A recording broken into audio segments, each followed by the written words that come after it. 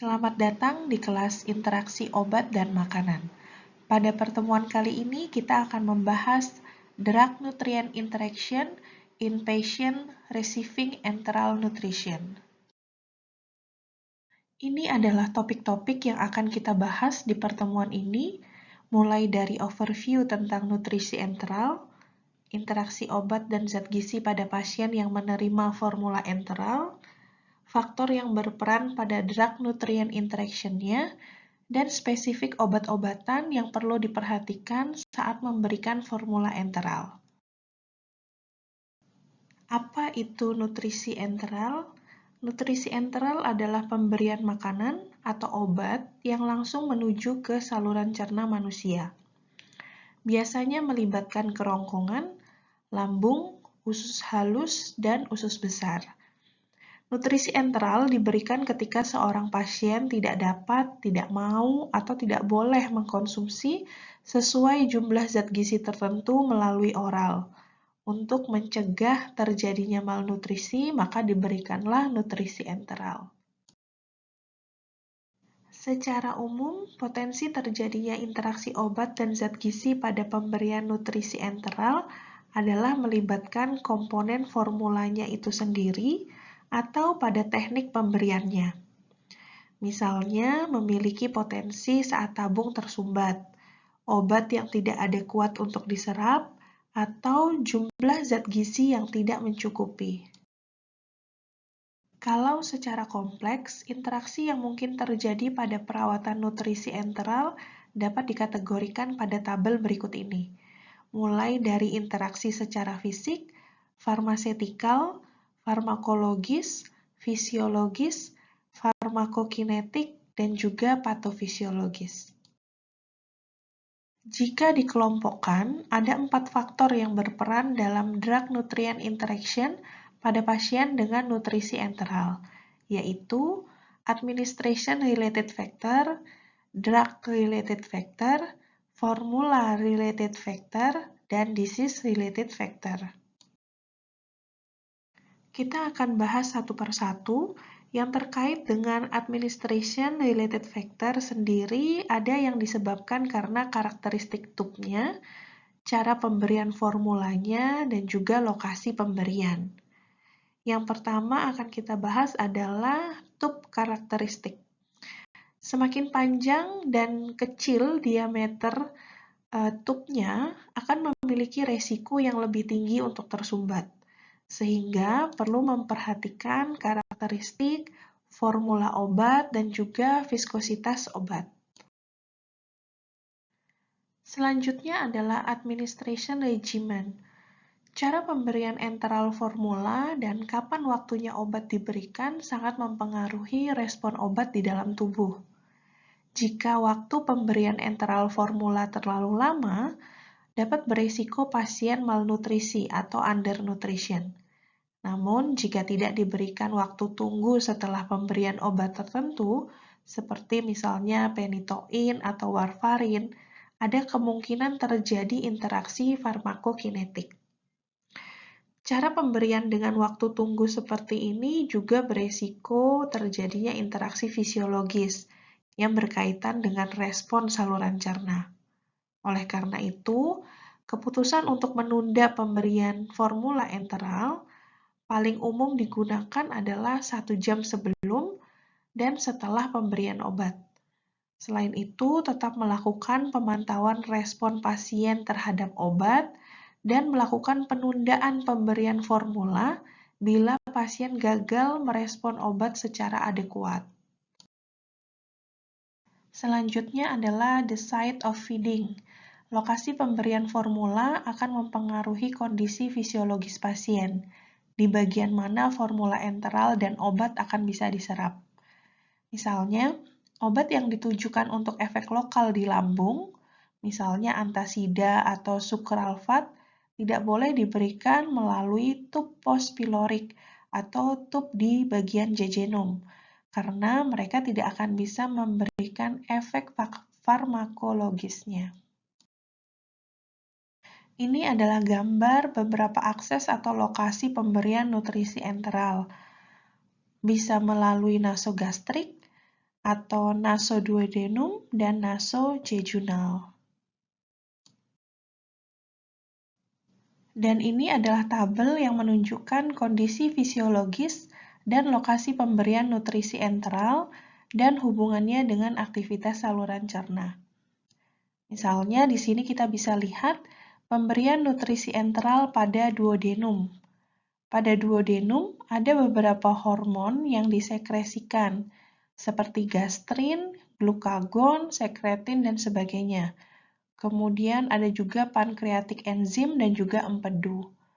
Di duodenum ini juga ada aktivitas obat yang berupa penguraian lapisan enterik obat, penguraian obat pada pH 5-7, sedangkan aktivitas yang berkaitan dengan makanan adalah mulai dari kontrol osmolaritas dan pH bolus makanan untuk pengosongan lambung, pencernaan, dan juga penyerapan karbohidrat, protein, dan juga lemak.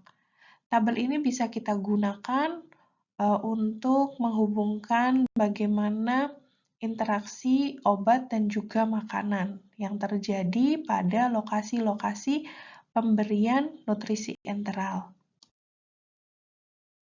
Selanjutnya, faktor kedua yang berperan dalam drug-nutrient interaction pada pasien dengan nutrisi enteral yaitu drug-related factor. Yang pertama, sangat berpengaruh pada pemberian nutrisi enteral adalah dosis form yang mengacu pada bentuk obat atau bentuk sediaan obatnya. Jadi, bentuk sediaan obat ini akan mempengaruhi efek farmakologisnya di dalam tubuh. Beberapa obat mungkin memiliki lapisan dan jenis kelarutan yang berbeda. Nah, pada tabel ini bisa dilihat lebih jelas macam-macam wujud atau bentuk sediaan obat. Bentuk pil, kapsul, suspensi, serbuk atau puyer, salep, obat tetes, dan sebagainya. Ada juga obat yang dilapisi dengan lapisan enterik.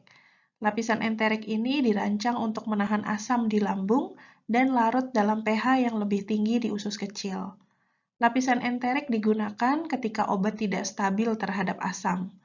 Jika feeding tube langsung menuju ke jejunum, maka lapisan enterik tidak diperlukan. Dan ini adalah tabel yang menunjukkan beberapa bentuk sediaan obat yang sebaiknya tidak dihancurkan, karena ada beberapa obat yang memiliki lapisan enterik sulit untuk dihancurkan, dan akan cenderung membentuk fragmen yang menggumpal saat dicampur dengan air dan menyumbat feeding tube. Jika memungkinkan, diberikan rute alternatif atau bentuk sediaan lain. Alternatif lain adalah dosis mikroenkapsulasi dapat dikeluarkan dari kapsul luarnya, kemudian baru dimasukkan ke dalam feeding tube. Metode untuk menghindari interaksi fisik antara obat dan formula enteral telah dirangkum dalam tabel berikut ini. Salah satu cara yang paling efektif adalah pencegahan kontak fisik antara obat dan formula enteral. Berikut ini adalah daftar beberapa obat, karakteristik formula enteral, dan keadaan penyakit yang dapat mempengaruhi laju pengosongan lambung dan motilitas GI tract. Apapun yang mengubah tingkat pengosongan lambung diharapkan dapat mengubah tingkat penyerapan untuk sebagian besar obat-obatan dan zat gizi dengan cara yang sama. Jika pengosongan lambung melambat, akan memperlambat laju penyerapan. Sementara pengosongan lambung yang cepat juga akan meningkatkan penyerapan. Selanjutnya, faktor ketiga yang berperan dalam drug-nutrient interaction pada pasien dengan nutrisi enteral yaitu formula-related factor. Yang pertama akan kita bahas adalah protein content atau formula enteral yang mengandung protein. Jadi formula yang kompleksitas sumber proteinnya terdiri dari protein utuh, protein yang terhidrolisis, atau bahkan formula yang bebas asam amino, itu akan memiliki peran dalam interaksi fisik antara obat dan formula enteralnya. Ringkasan terkait interaksi formula dengan komponen protein dan obat dapat dilihat pada tabel berikut ini. Hampir semua inkompatibilitas obat dan formula enteral yang dilaporkan adalah dengan formula yang mengandung protein utuh, terutama kasein atau kaseinat. Dan setelah diidentifikasi, ternyata obat yang kompatibel dengan protein utuh itu tidak ada yang tidak kompatibel dengan formula enteral yang mengandung protein terhidrolisis. Jadi, dapat dikatakan formula enteral yang mengandung protein terhidrolisis itu sebagian besar kompatibel dengan obat-obatan. Selanjutnya adalah formula yang mengandung vitamin K. Formula enteral dengan kandungan vitamin K yang tinggi dapat bersifat antagonis pada efek antikoagulan warfarin. Menunda pemberian formula enteral setidaknya 1 jam sebelum dan sesudah pemberian warfarin dapat mengurangi resiko resistensi warfarin pada pasien yang menerima terapi enteral. Berikut ini adalah tabel yang menunjukkan beberapa formula enteral komersial yang mengandung vitamin K dengan dosis yang berbeda. Ini sebagai pengetahuan tambahan saja untuk bisa mempertimbangkan pemilihan formula enteral komersial dengan kandungan vitamin K. Selanjutnya, faktor keempat yang berperan dalam drug-nutrient interaction pada pasien dengan nutrisi enteral yaitu disease-related factor. Yang pertama adalah berkaitan dengan status protein visceral. Penurunan status protein visceral dan peningkatan edema yang ditandai dengan malnutrisi protein dapat secara signifikan mengubah parameter farmakokinetik obat dan dapat mengubah penyerapan zat gizi. Obat-obatan yang sangat terikat dengan albumin, misalnya warfarin, akan sangat rentan terhadap interaksi patofisiologis. Saat konsentrasi serum albuminnya turun, distribusi obat akan berubah dan toksisitas dapat meningkat. Yang kedua adalah motility atau pergerakan GI tract. Sebagian besar pasien yang menerima nutrisi enteral memiliki motilitas GI yang abnormal.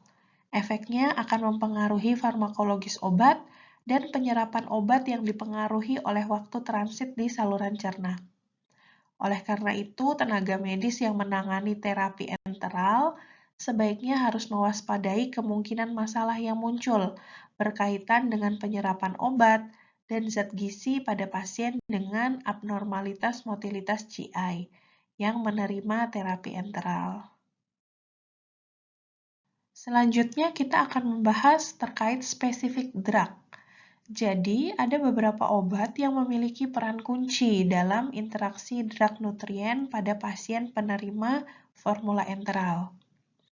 Yang pertama adalah obat phenytoin, kemudian ada carbamazepine, ada fluoroquinolones, ada warfarin, theophylline, levothyroxine, penisilin V potasium. Kita akan bahas satu persatu obat-obatan spesifik tersebut. Yang pertama adalah phenytoin. Metode yang dilaporkan dapat mengurangi interaksi adalah dengan berhenti makan selama 1 jam sebelum dan sesudah pemberian phenytoin. Detail pemberiannya adalah dengan clamping atau menjepit feeding tube selama 1 jam setelah pemberian obat, kemudian mengencerkan suspensi phenytoin sebelum pemberian, membuka kapsul phenytoin dan menuang isinya melalui tube, dan menggunakan formula komersial yang berbahan dasar daging dengan metode pemberian bolus feed atau menyuntikkan formula ke dalam tube. Obat yang kedua adalah carbamazepine. Pelarutan atau dissolution adalah langkah untuk mempercepat absorpsi carbamazepine. Belum ada studi in vivo atau in vitro yang terbukti menunjukkan adanya interaksi carbamazepine dan komponen formula enteral.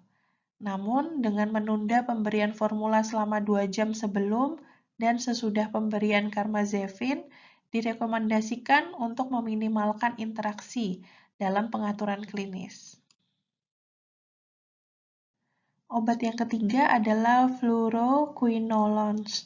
Beberapa penelitian telah mengevaluasi bioavailabilitas fluoroquinolone pada relawan yang sehat dan juga pasien yang menerima terapi enteral. Sebagian besar penelitian menunjukkan bioavailabilitas yang lebih rendah ketika diberikan formula enteral, sehingga menunda pemberian formula enteral selama 1 jam atau lebih sebelum dan 2 jam setelah pemberian dosis adalah metode yang direkomendasikan untuk meminimalkan efek pemberian enteral pada konsentrasi serum ciprofloxacin dan norfloxacin. Dan untuk fluoroquinolone, pemberian obat intravena disarankan 2 jam sebelum dan 4 jam setelah pemberian. Obat keempat adalah warfarin. Protein adalah komponen yang paling penting dalam pengikatan warfarin, karena warfarin adalah obat yang sangat terikat dengan protein. Mengingat hal ini, maka formula enteral yang mengandung asam amino bebas tidak akan menyebabkan warfarin resisten. Dengan mengatur pemberian formula enteral 1 jam sebelum dan sesudah pemberian warfarin menjadi metode yang efektif untuk menghindari interaksi negatif farmakokinetik. Obat yang kelima adalah teopilin. Eliminasi teopilin meningkat dengan asupan tinggi protein dan menurun karena makanan tinggi karbohidrat dan rendah protein. Kecepatan dan lama penyerapan teopilin mungkin dipengaruhi oleh makanan, namun penelitian tentang efek teopilin dan formula enteral masih sangat sedikit, sehingga metode pemberian formula yang dianjurkan adalah 1 jam sebelum dan 2 jam setelah pemberian obat. Obat keenam adalah levotiroxin. Interaksi farmakokinetik yang melibatkan penyerapan telah dilaporkan antara protein kedelai dan levotiroxin sodium. Gangguan penyerapan obat levotiroxin natrium dengan protein kedelai pada formula enteral yang ditemukan adalah kehilangan feses yang lebih tinggi daripada yang diharapkan. Sedangkan polisakarida kedelai adalah sumber serat yang paling umum ada dalam formula enteral. Tetapi pengaruhnya terhadap farmakokinetik levotiroxin sodium belum banyak diketahui, sehingga perlu untuk selalu memantau perubahan klinis pasien yang mendapat terapi formula enteral dan dosis levotiroxin. Obat ketujuh adalah penisilin V potasium. Petunjuk untuk penisilin V potasium direkomendasikan diminum dalam keadaan perut kosong, karena penurunan penyerapan terjadi dengan makanan. Menunda pemberian formula enteral selama 1 jam sebelum dan 2 jam setelah pemberian penisilin V potasium dianjurkan untuk mengurangi terjadinya interaksi farmakokinetik. Demikian materi drug-nutrient interaction pada pasien dengan nutrisi enteral. Terima kasih dan sampai jumpa di pertemuan selanjutnya.